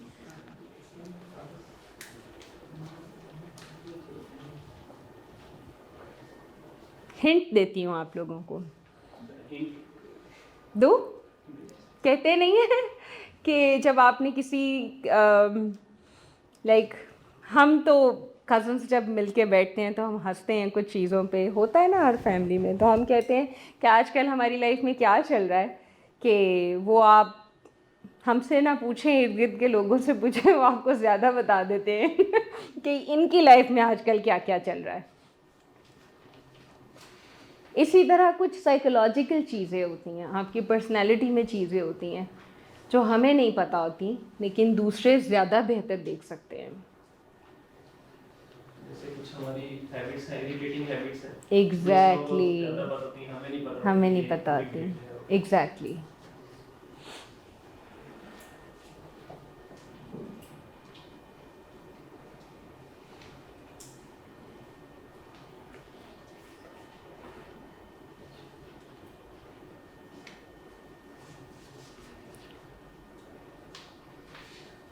आप में से कौन मेरे साथ शेयर करना चाहेगा, अगर किसी ने लिख लिया है तो?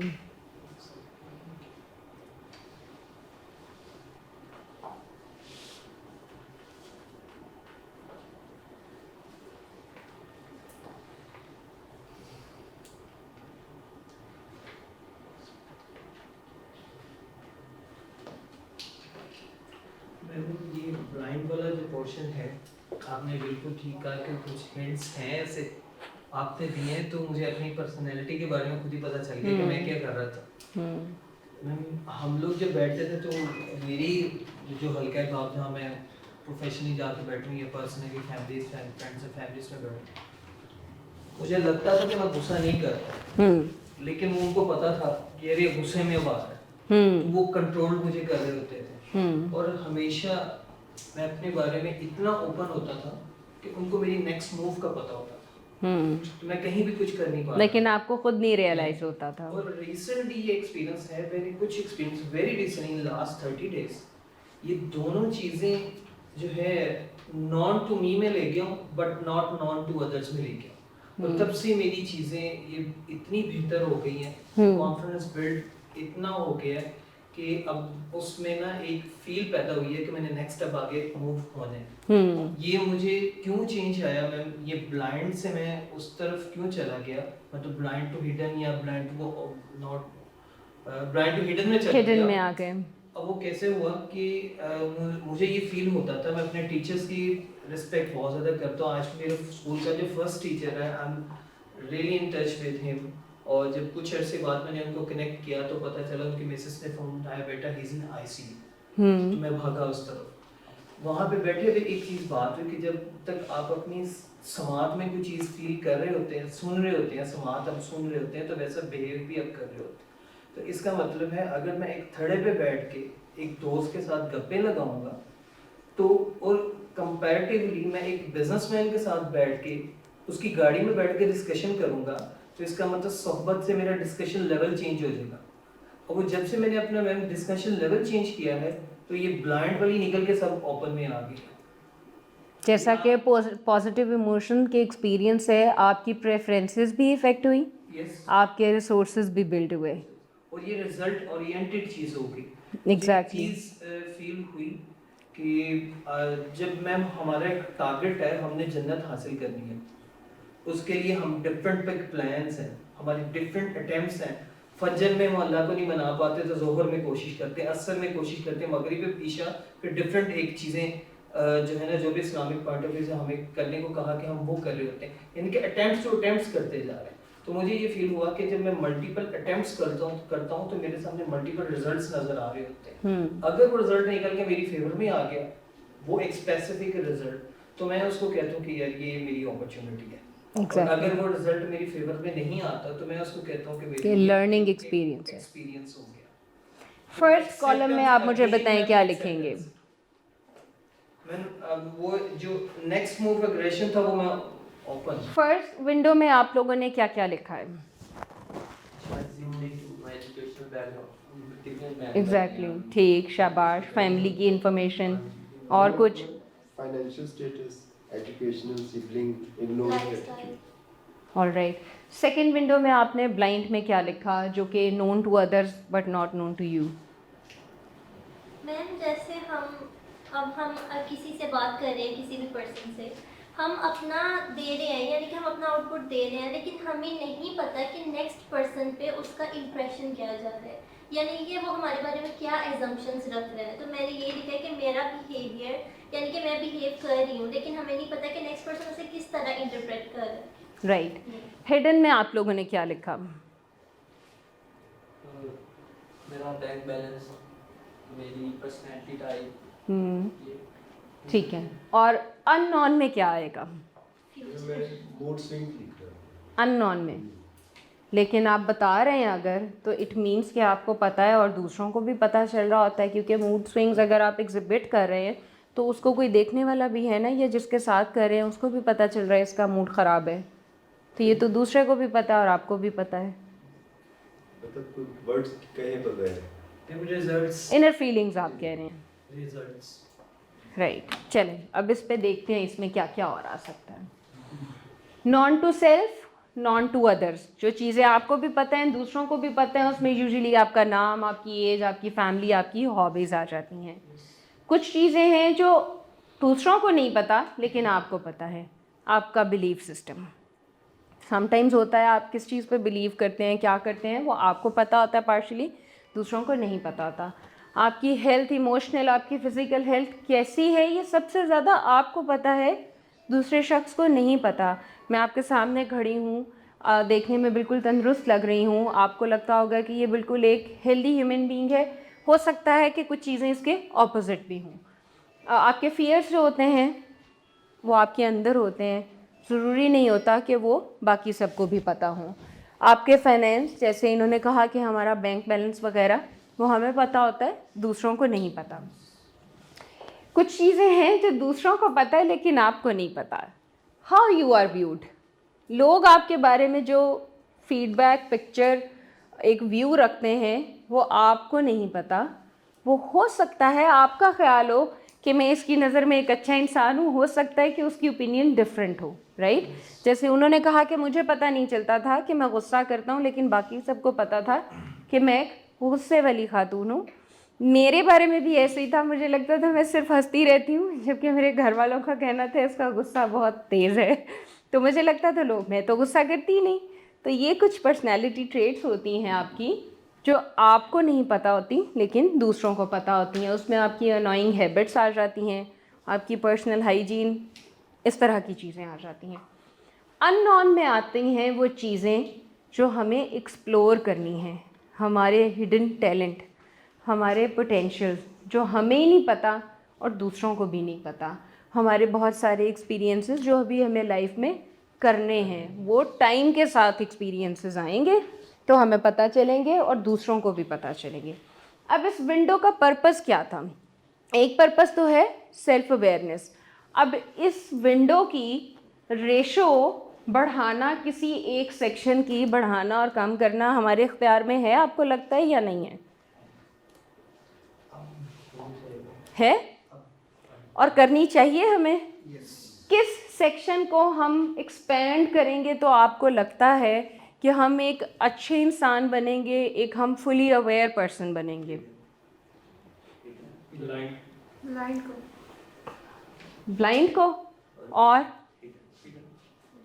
हिडन को? ओपन के बारे में क्यों नहीं है आपका ये ख्याल? ओपन तो है ही ओपन। वो सबको पता है। तो मैं कह रही हूँ कि अगर हम उस पर काम करें, उसको एक्सपैंड करें, तो हम ज़्यादा सेल्फ अवेयर नहीं होंगे? इस तरह से देखिए, मिनिमम ओपननेस क्या होती है? आपने कहा ब्लाइंड को बढ़ाते हैं। जब हम ब्लाइंड को बढ़ाएंगे तो विच मीन्स कि हम दूसरों का फीडबैक नहीं ले रहे हैं। जिनके साथ हमारी दिन भर डीलिंग है, वो हमारे साथ टाइम गुजारते हैं, हमने कभी उनका पॉइंट ऑफ व्यू तो सुनने की ज़हमत ही नहीं की। इट मीन्स कि हम कंजर्वेटिव हैं, हमारी पर्सनैलिटी इनफेक्टिव है। अगर आप अनकंडीशनल रिगार्ड नहीं दे रहे, दूसरे पर्सन को स्पेस नहीं दे रहे, उसका फीडबैक अपने बारे में नहीं ले रहे, तो इट मीन्स कि आप अपने आप को परफेक्ट समझते हैं और आपको लगता है आपको अपने में चेंज लाने की ज़रूरत नहीं है। ऐसे ही है अगर हम ब्लाइंड को बढ़ाते हैं तो इट मीन्स कि हमारे अंदर फिर बहुत सारी फॉल्टी चीज़ें आना शुरू हो जाएंगी। जैसे हमने पीछे देखा कि इसमें क्या क्या था कि आप किस तरह व्यू किए जाते हैं, आपकी परसेप्शन क्या है लोगों की आपके बारे में, आपकी अनोइंग हैबिट्स हैं, आपकी वो चीज़ें हैं जो दूसरों को डिस्टर्ब कर रही हैं, वो आपको नहीं पता लेकिन दूसरे शख्स को पता है। तो इट मीन्स कि ये पर्सनैलिटी इफ़ेक्टिव नहीं है, आप फुली अवेयर नहीं हैं अपने पोटेंशियल से और अपनी इमोशनल साइकोलॉजिकल फीलिंग्स के साथ। तो हमें क्या करना चाहिए फिर? इफ़ेक्टिव पर्सनैलिटी के लिए, मोर ओपननेस के लिए हमें ओपन वाले सेक्शन को, विंडो को एक्सपेंड करना चाहिए। जितनी चीज़ें, जितनी ट्रेड्स, मामलात इस विंडो में आते जाएंगे, उतनी आपकी प्योर, क्लियर, कम्युनिकेटेड, वेल अवेयर्ड और वेल एड्रेस्ड और इफ़ेक्टिव पर्सनैलिटी होगी। क्योंकि कुछ छुपाने के लिए नहीं है ना, बहुत कम चीज़ें हैं, क्रूशल चीज़ें हैं जिन्हें आपको छुपाना पड़ता है, जिन्हें आपको कम्युनिकेट नहीं करना। जब आप ओपन वाला सेक्शन बढ़ाते जाएंगे, बहुत ज़्यादा चीज़ें इसमें आती जाएंगी। लाइक आपके बारे में कहते हैं कि इन्होंने कहा कि मैं एग्रेसिव था, वो मैंने ब्लाइंड से हिडन में कर लिया, यानी मुझे पता चल गया, वो दूसरे को नहीं अब इफ़ेक्ट करती चीज़, वो इस सेक्शन में आ गई, ये बढ़ गया। इट मीन्स कि वो आदतें आपकी दूसरों को डिस्टर्ब नहीं कर रही हैं, तो आप अपने लिए भी एक बेनिफिशियल पार्ट हो गया आपका। बहुत सारी चीज़ें आप कहते हैं कि सर कॉन्फिडेंट इंसान है, आपको भी पता है कि हाँ मैं कॉन्फिडेंट हूँ, दूसरे भी जानते हैं, तो क्या आपकी इफ़ेक्टिव पर्सनैलिटी हो गई? आप ऑप्टिमिस्टिक हैं, दूसरों को भी पता है कि आप ऑप्टिमिस्टिक हैं, लोग आपके पास अपने मामलात मसाइल के हल तलाश करने के लिए आते हैं, तो आप इफ़ेक्टिव पर्सन हैं। इट मीन्स कि आप अपॉर्चुनिटीज़ देखते हैं, आपकी पर्सनैलिटी में इतना टैलेंट है कि आपका फेथ इतना स्ट्रॉन्ग है, आपके पॉजिटिव इमोशंस इतने स्ट्रॉन्ग हैं कि आपको ये एक पावरफुल एम्पावर्ड पर्सन बनाती हैं चीज़ें। ऐसा ही है, कुछ लोग होते हैं हमारी फैमिलीज़ में, हमारी वर्क प्लेस पे, हमारी ज़िंदगी में, जिनके पास आपके पास कोई मसाइल का हल ना देने वाला हो तो आप उनके पास चले जाते हैं कि वो देख लेंगे। बच्चों के सिनेरियो में देखो तो वो कह देते हैं कि मामा पापा को बता देंगे, अब्बा हैं तो देख लेंगे, अम्मा हैं तो देख लेंगी। इसीलिए जब आप अपनी इस विंडो को बढ़ाते जाएंगे, अब आपने देखना है कि आपने अपनी कौन कौन सी ट्रेड्स हैं जो इसमें और इसमें लिखी हैं, वो आप आहिस्ता आहिस्ता से उन पर वर्क कीजिए और उनको यहाँ पर लेकर आते जाइए। तो आप अपनी पर्सनैलिटी से, अपनी ज़ात से, उसमें छुपे टैलेंट्स से ज़्यादा वाकिफ़ होना शुरू हो जाएंगे। और हम बाकायदा इस पर प्रैक्टिस करते हैं। जैसा सर ने कहा कि अगर आज के सेशन से आप लोग बहुत कुछ लेना चाहेंगे तो बहुत कुछ भी लेके जा सकते हैं। ये आप पे डिपेंड करता है कि आप अपनी ज़ात को कितना अंदर से एक्सप्लोर करना चाहते हैं। लिमिटिंग बिलीफ नहीं रखिएगा। इसमें थोड़ा सा आपको टेक्निकली समझा दूं कि जब हम ये देखते हैं हमारी ज़ात का जो ये हिस्सा है ये पब्लिक है, इसमें कुछ छुपा हुआ नहीं है। यहाँ से चीज़ें लेकर आने के लिए यहाँ आपको क्या करना चाहिए? फीडबैक लेना चाहिए लोगों से। जब आप फीडबैक लेंगे लोगों से तो कॉन्शियसली कंट्रोल करेंगे आप अपनी बाउंड्रीज़ को, लिमिट करेंगे, जो प्रॉब्लमेटिक एरियाज़ हैं उन पे काम करना शुरू करेंगे, अवेयर होना शुरू हो जाएंगे, ठीक है। और ये पार्ट जो है ये आपका प्राइवेट पार्ट है, आपकी प्राइवेट सेक्शन है लाइफ का, जिस पे आपको पता है कि आपके पास ये पोटेंशियल है, ये ख़राबी है, लेकिन ये अभी दूसरों को नहीं पता। उसमें से फिर आप फ़िल्टर करके जो चीज़ें हैं पब्लिकली जानी चाहिए, वो आपकी पर्सनैलिटी में आहिस्ता आहिस्ता रिफ़्लेक्ट होती हैं और वो known to others and known to yourself भी हो जाती हैं। इस सेक्शन को एक्सप्लोर करने के लिए आपको रैशनल कोचिंग, जैसे ये आज का सेशन है, helpful session, capacity building trainings, आप अच्छी सोहबत में बैठें जहाँ से आपको अच्छी चीज़ मिले, आप इस तरह की अपॉर्चुनिटीज़ को अवेल करना शुरू कर सकते हैं, राइट। तो आपने कोई प्रैक्टिकल बेस्ड अप्रोच अपनानी है। ये एक सिंपल सी टेक्निक है जो आपने बैठना है और सोचना है अपने बारे में। जब आप ये एक्सरसाइज कर रहे होंगे, एक ये फॉर्म मैंने आप लोगों के साथ शेयर किया है, उस पर जैसे हमने बात की कि आपको फीडबैक लेना चाहिए, तो एक बेसिक सा ये फॉर्म है, जैसे how self confident are you, तो उसमें एक रेटिंग आपने 1 to 10 तक खुद को देनी है और 2 आपने और लोगों से रेटिंग करवानी है। तो फिर आपको पता चलेगा कि आपकी पर्सनैलिटी कितनी अलाइंड है और आपको उस विंडो को फिल करने में आसानी रहेगी, ठीक है। How aware are you of your moods and emotions, how well do you understand the emotional makeup of others and their needs. इस तरह के कुछ क्वेश्चंस हैं, ये आपको हेल्प कर सकते हैं। जो हम बात अभी कर रहे थे कि हमें फ़ीडबैक लेना चाहिए और इस तरह की एक्सरसाइजेस करें, उसमें हम अपनी सेल्फ अवेयरनेस पे, एक्सप्लोरेशन पे काम करें कि हमारे अंदर कौन कौन से हिडन पोटेंशियल्स हैं, कौन कौन सी प्रॉब्लम्स हैं, कौन सी पॉजिटिव अप्रोच हैं, इनको एक्सप्लोर करने के लिए। और हमने एक एग्जांपल पहले सर्कल ऑफ कंट्रोल पे बात की। तो लोगों को क्या होता है, जब हम सर्कल ऑफ कंट्रोल से की बजाय सीधा एवरीवन वाले सर्कल को हम काम करना चाहते हैं, यहाँ पे इफ़ेक्ट करना चाहते हैं, या इनको हम इल्ज़ाम देते रहते हैं, तो वो एक्चुअली क्या होता है, वो हमारे लिमिटिंग बिलीव्स होते हैं। ये आपकी एक हस्ती बस्ती पर्सनालिटी है, शाइनिंग पर्सनालिटी है, जिसको अल्लाह ताला ने अशरफुल मखलूक़ात कहा है। हर शख्स का इस दुनिया में आने का कोई ना कोई पर्पस है। अगर ज़िंदगी में कभी आपको यहाँ पे बहुत यंगस्टर्स भी नज़र आ रहे हैं, बहुत सारे लोग ऐसे हैं जिन्होंने अपनी ज़िंदगी का एक हिस्सा गुजार लिया है, और आप लोगों ने बहुत दफ़ा एक्सपीरियंस किया होगा कि हम कहें कि हम तो ऐसे ही दुनिया में आ गए, बिला वजह आ गए। स्पेशली जब बच्चों को डांट पड़ती है अम्माओं से, तो हम तो बिला वजह आ गए, बड़ा भाई आया था वही ठीक था, ऐसे ही होता है। तो उस वक्त आप लोग सोचिए कि ये एक लिमिटिंग बिलीफ है।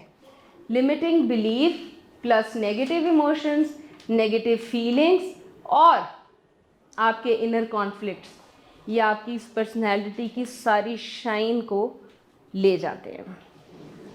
ऐसे ही है।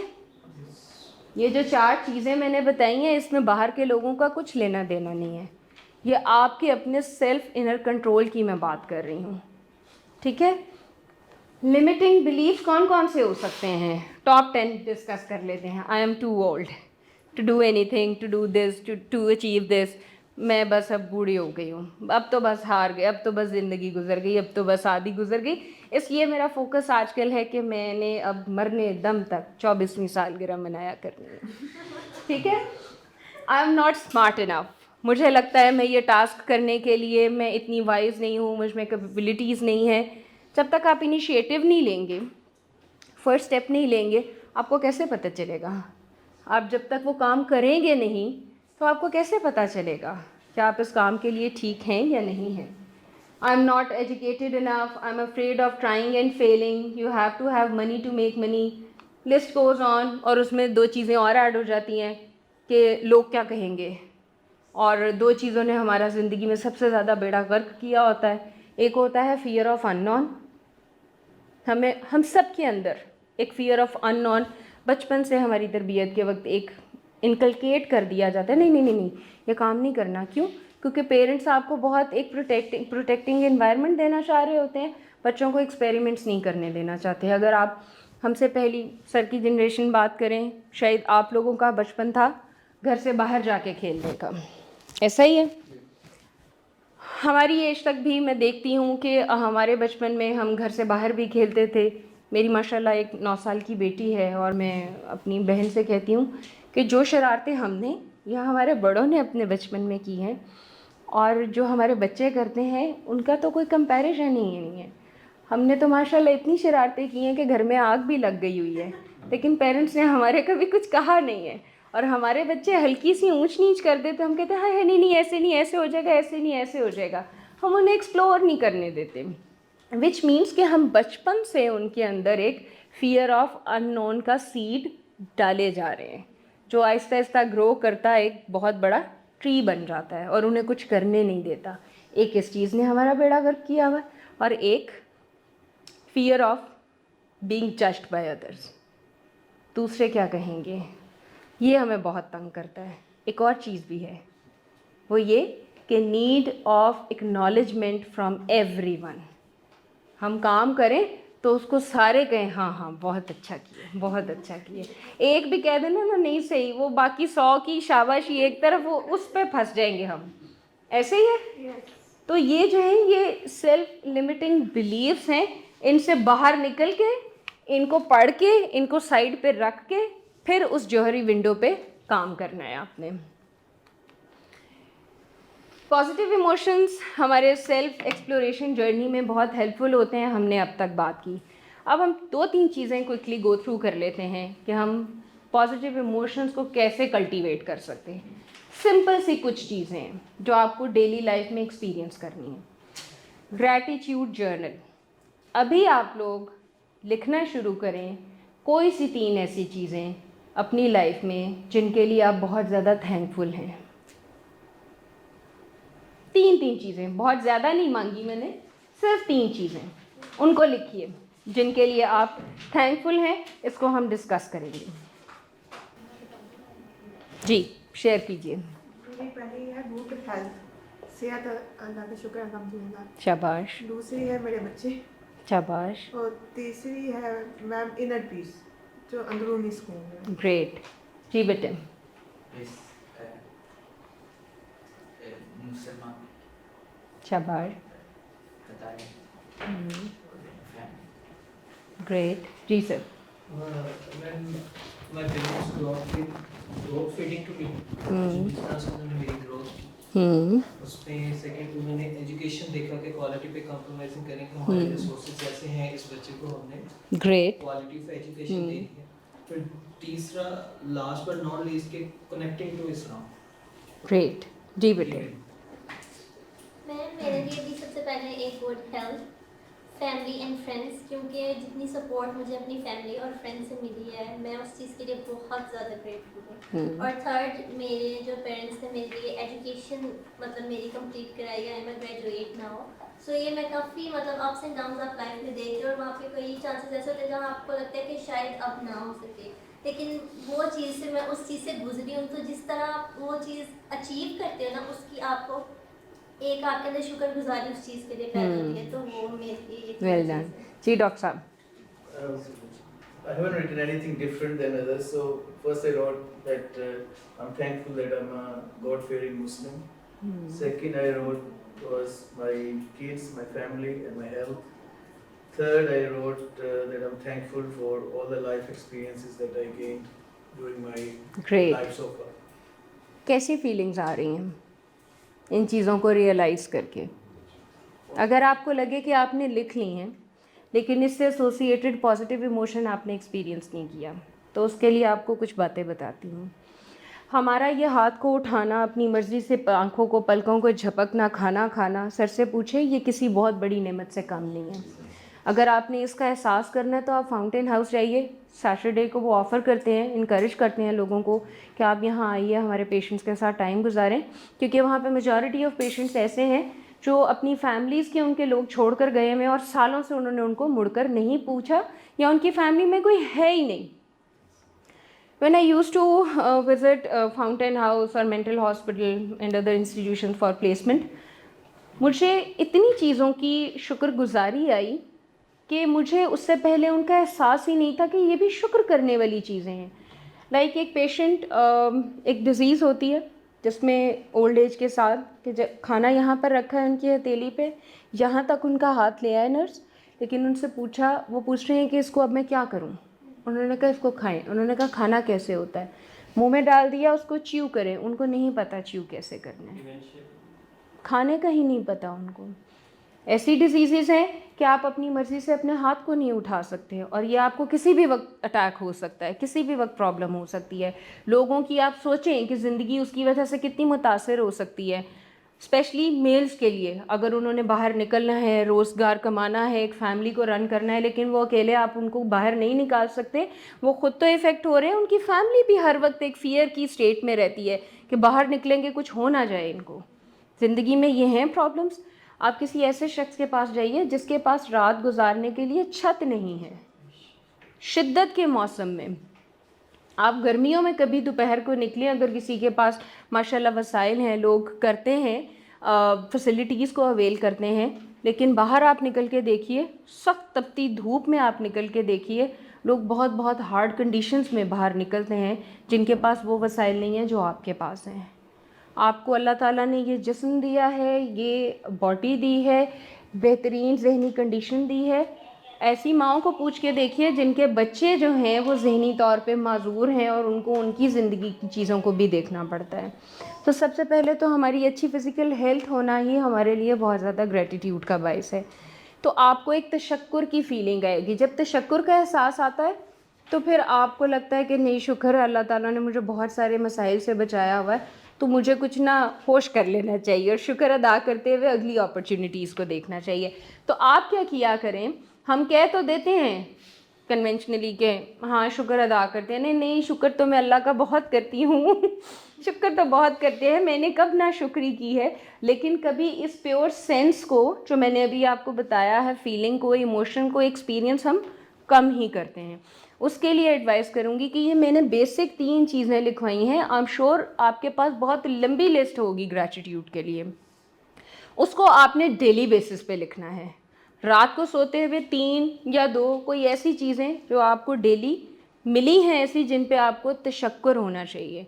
वीकली बेसिस पे देखिए, मंथली बेसिस पे देखिए, तो आपको पता चलेगा कि आप कितने एम्पावर्ड पर्सन हैं। एक्सप्रेस करें अपने ग्रैटिट्यूड को लोगों से। हमारे यहाँ पे जब लोगों को आप देखें तो शुक्रिया कहने का रवाज कम है, सलाम करने का रवाज कम है, जबकि ये सुन्नत रसूल है। मुझे याद है बचपन में मेरी वालदा, मैं उनके साथ कहीं जाती थी, she was the eldest sibling in her house, तो उन्होंने बहन भाइयों को भी देखना है, अपने बच्चों को भी देखना है, फैमिली को भी। जब मैं बाहर निकलती तो मेरी वालदा को कोई खातून मिली हैं राजा थे, उन्होंने अस्सलाम वालेकुम।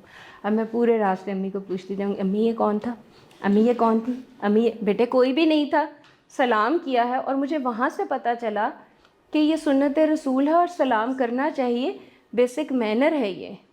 शुक्रिया अदा करना चाहिए। हम कितना लोगों का शुक्रिया अदा करते हैं, हम फॉर ग्रांटेड ले जाते हैं कि हम शुक्रिया अदा नहीं करते। कभी अपने पेरेंट्स का हमने शुक्रिया अदा किया, कभी हम अपने बहन भाइयों का शुक्रिया अदा करते हैं, नहीं करते हैं। हमें अपने बॉडी पार्ट्स का भी शुक्रिया अदा करना चाहिए। कितना इनका हम ख्याल रखते हैं, ये हमारे लिए सारा दिन कितना कुछ करते हैं, और हम क्या कर रहे हैं उनके लिए, कुछ भी नहीं। उनको अच्छे से उनका ख्याल रखना ही शुक्रिया की किस्म है। तो अपना ग्रैटिट्यूड जो है वो लोगों से एक्सप्रेस कीजिए। जब आप एक्सप्रेस करते हैं तो एक रिपल इफ़ेक्ट आता है, एक रेसिप्रोकल इफ़ेक्ट आता है, दूसरी तरफ भी इफ़ेक्ट होता है और एक पॉजिटिव इमोशन कल्टीवेट होता है। पॉजिटिव अफर्मेशंस देना शुरू कर दें। फ्रेंड्स के सर्कल में बैठे हुए तो किसी ने कहा, किसी ने आके बाहर कहा कि आप लोग तो 3-4 ख़वातीन तो खुद ही बस अपनी तारीफ़ें करती रहती हैं। मैंने कहा किसी की बुराइयां तो नहीं करते अपनी तारीफ़ें करते रहते जी। मैंने कहा ये बहुत ज़रूरी है, बुराइयां तो दूसरे भी कर लेंगे तारीफ़ें कौन करेगा। तो अपने आप को पॉजिटिव अफर्मेशंस देना बहुत ज़रूरी है। आप लोग इसमें से कोई 2 अफर्मेशंस लिखिए और अपने आप से बोलिए।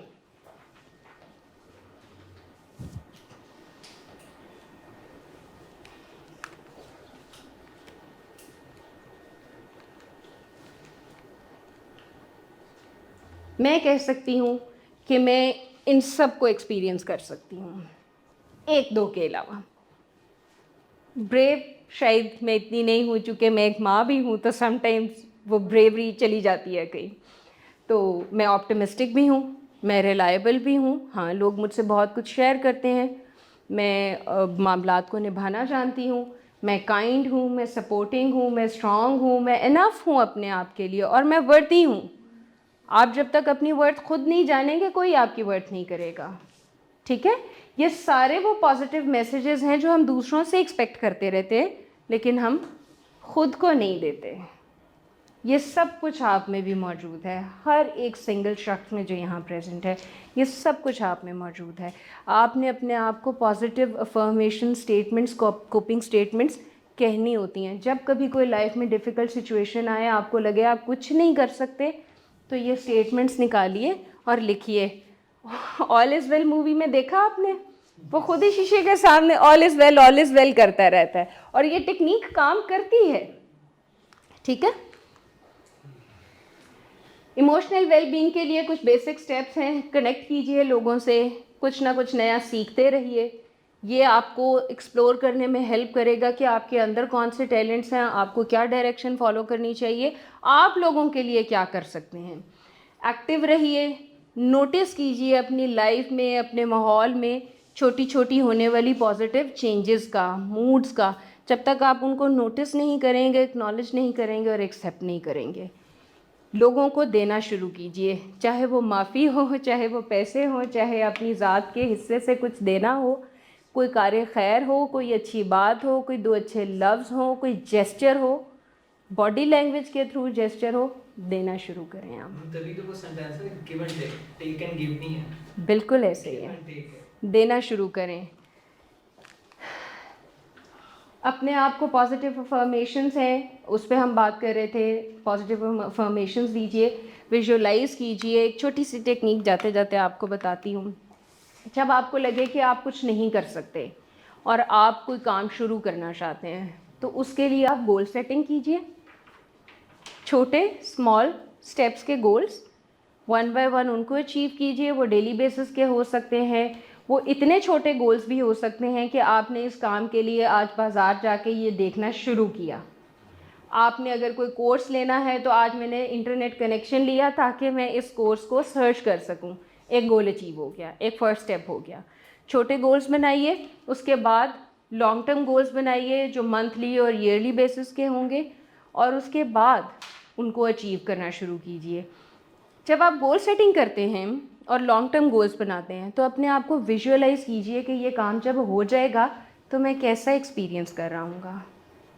अपने आप को विजुअलाइज़ कीजिए। जब आप विजुअलाइज़ करेंगे ना, आपके पास एक पिक्चर आना शुरू हो जाएगी, और वो पिक्चर डे बाय डे इतनी स्ट्रांग हो जाएगी कि आप उसको अचीव करने के लिए अपनी कोशिशें तेज़ शुरू कर देंगे। अक्सर मूवीज़ में हम देखते हैं ना कि हीरोज़ कुछ करना चाहते हैं और मूवी में आगे जाके वो करते हैं, और वो ख्वाब में दिखा रहे हैं। कोई लॉयर बनना चाहता है, तो जी वो कोर्ट में खड़ा हुआ है और वो देख रहा है कि बहुत ज़ोर शोर से दलाइल दे रहा है। वो क्या कर रहा है? वो एक्चुअली उसने गोल सेट किया हुआ है और उसको विजुअलाइज़ कर रहा है कि जब ये मैं गोल अचीव कर लूँगा तो मैं कैसा महसूस करूँगा। वो एक्चुअली उस फीलिंग को एक्सपीरियंस कर रहा होता है। तो ये आपके लिए बहुत हेल्पफुल होगा। लास्ट में बहुत बहुत शुक्रिया। पॉजिटिविटी की जब हम बात करते हैं, तो ज़िंदगी में ज़रूरी नहीं है कि सब कुछ पॉजिटिव होता रहे, बहुत कुछ नेगेटिव भी होता है। उसमें एक छोटी सी चीज़ हमें करने की ज़रूरत होती है। नेगेटिव बात, नेगेटिव सिचुएशन, मामलात, हालात, उनको जहाँ आप एक्सपीरियंस करें उनको वहीं पे छोड़ दें। उनको दोबारा से रिपीट नहीं कीजिए अगेन एंड अगेन। उससे ये होगा कि आपकी जो न्यूरल मैप्स हैं, वायरिंग है, अगर आप पॉजिटिव अफर्मेशंस देते रहेंगे तो उसी के अकॉर्डिंग बनना शुरू हो जाएंगे। और जब आपके न्यूरल मैप्स, सर बेहतर इस पर रिलेट कर सकते हैं, आपके जब न्यूरल मैप्स एक ही पैटर्न पे चलना शुरू हो जाएं, तो आपका बिहेवियर भी उसके अकॉर्डिंग हो जाता है। तो नेगेटिव चीज़ हो गई है, किसी ने नेगेटिव बात कह दी है, तो उसको रिपीट मत करें, उसको मल्टीपल लोगों से डिस्कस मत करें, उसको ख़ुद भी मत सोचें, उसको छोड़ दें। वहाँ पॉजिटिव चीज़ है तो उसको बिल्कुल आप बार बार डिस्कस भी कीजिए और शेयर भी कीजिए। Thank you so much everyone.